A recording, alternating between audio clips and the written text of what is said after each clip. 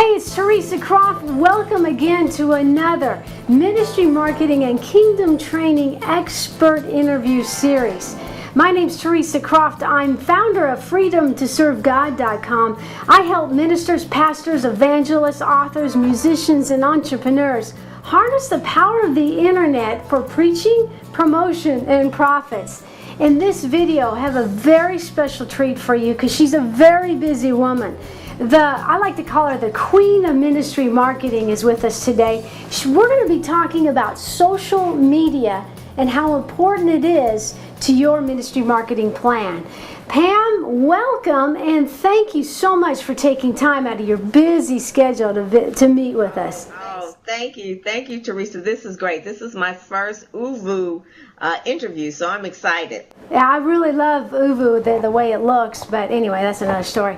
Pam, most people know of you who are interested in marketing their ministry, but there's a few on my list that might not be as familiar with you. Can you just give them a brief background of how you got started? Yeah, primarily my background was in journalism and public relations. So for about 20 years I did that. I've been a career publicist. I started out as one of my first jobs was a development director for a summer camp called the Joy of Jesus. Then I became the public relations director for the Salvation Army. That was way back when there was not really too much social media. Actually, we did a lot of things by fax, so I'm dating myself. In about 2000, I decided I wanted to take all of the skills that I learned in terms of marketing ministry on my own with Ministry Marketing Solutions. And primarily, we work with a lot of Christian authors or people that want to build their platform. We've dealt with some mega ministries as well. We've dealt with T.D. Jakes. We've dealt with Dr. Susan Johnson Cook and just even some Christian authors, Bonnie St. John. And we've placed people from TBN to Oprah Show, Oprah Magazine, Essence, Ebony, just the whole gamut of working with traditional media. About 2005, things really shifted. And traditional media became very, very important for especially authors. And I encouraged a lot of my authors to get on at that time about MySpace. Remember MySpace? Yes.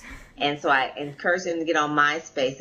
And from there, and always we were doing email marketing. We have an email marketing program where we like, quote unquote, e-blast out to our list. We have a list of about 10,000. So we were using MySpace and we were using email marketing. Really, a few years after that, it just really exploded.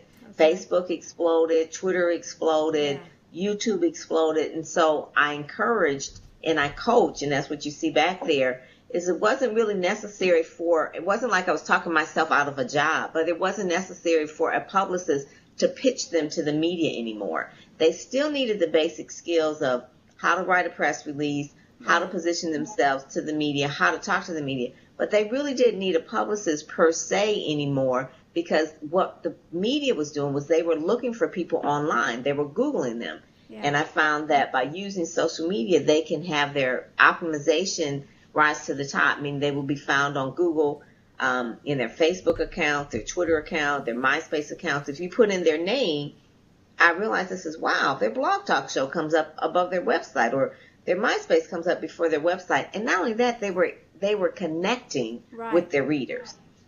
And so that's really like the main thing in terms of like the mega churches and things. I work with a couple of mega churches, but primarily now, Teresa, I work with a lot of business owners because they seem to get it quicker than the churches. And they seem to be willing to understand, okay, I need a finances for, instead of the yellow book, I'm going to go over here and get my Google Home Places or my make sure that I rise up on my keywords in my local area, right? Right. It's more or less like it's really, the whole thing is shifted in terms of marketing. And I hear a lot of, like I just spoke yesterday with a group of ministers, they says, well, Facebook seems to be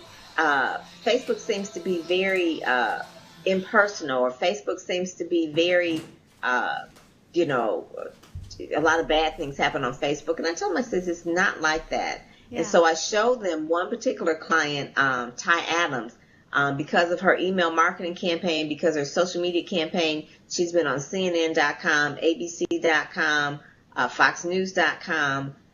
She's getting a whole lot of play for her DVD, Real Housewives of the Bible.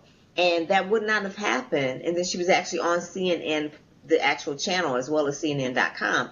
And that is because they looked at her. They looked at her profile on YouTube and Facebook and see how many followers she has on her fan page and Twitter. And that's when it gave them the nod to say, okay, she has it. She has the it factor. That's awesome. And so I have to tell people that, times have changed.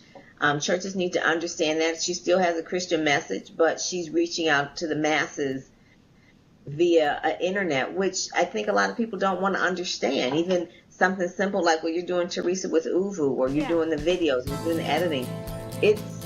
You just have to change with the times to get that message out there. And churches tend to lag behind in that. And I don't know why that is. There's just a misconception that they think it's just for kids. That's good.